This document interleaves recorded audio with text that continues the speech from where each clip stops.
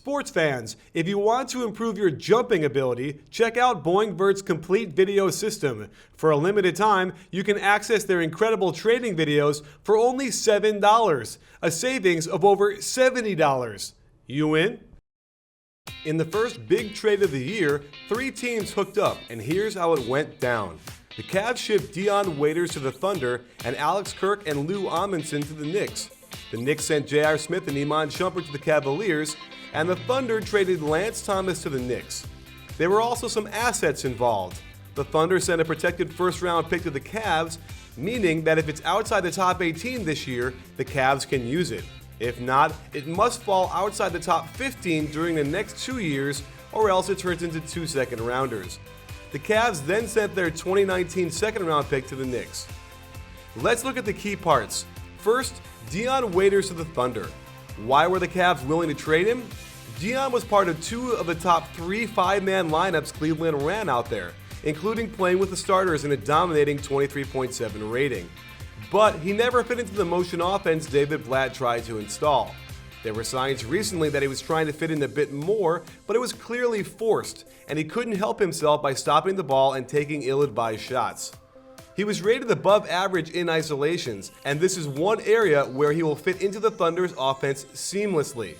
While he joins a very crowded backcourt with Russell Westbrook, Reggie Jackson, Anthony Morrow, Jeremy Lamb, and a recent starter Andre Robertson, he'll most likely get to start. Waiters should fit right into the second-rated isolation offense in the league, where taking tough shots like these are the norm. Now let's look at the Cavaliers with their 2 newcomers. In the curious case of J.R. Smith, he is a slightly different version of Dion Waiters, a guy who can be a distraction off the court, isolate way too often, and take awful shots. With Denver, George Crowell was able to funnel him into playing well, and this will be Coach Blatt's challenge. If he can buy into their motion system, he could be one of the best spot-up shooters in the league and be of real use to the Cavaliers. If he can stay out of the way of Kyrie and LeBron, helping to create space with his gravity, this experiment could work. That said, he doesn't contribute anything to the defensive end, a place where the Cavaliers are desperate. So if he's not on fire, he becomes a liability very quickly. Defense is an area Iman Shumpert can most certainly contribute. He has shown flashes of being an elite defender, and when completely healthy, there is no doubt he'll improve what is currently a bloody awful defense. He will also be tasked with simply spotting up, and it remains to be seen if he can become a consistently good outside threat. This year, Shumpert was shooting very well from medium range, the same kind of shots he could easily get out of the Cavaliers' offense. The Knicks don't really get much immediately, and not much in the future either, with a lonely second-round pick from Cleveland in 2019. Alex Kirk is a 23-year-old rookie from New Mexico who played 14 minutes all season. Lou Amundsen played 79 uneventful minutes so far, and Lance Thomas did start 13 games in emergency duty for the Thunder, but didn't impact the box score.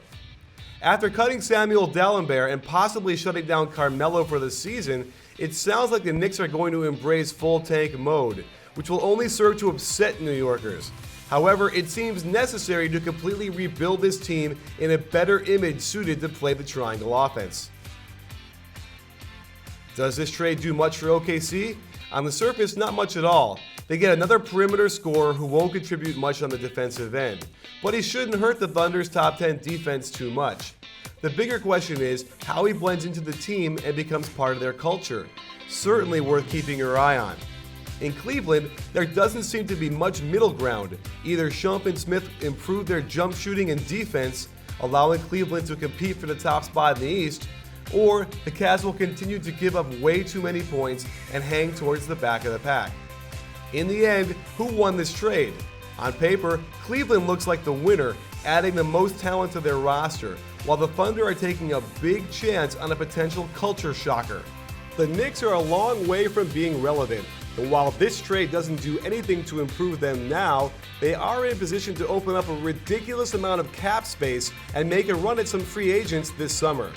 We will see another move by one of these teams before the trade deadline, so stay tuned.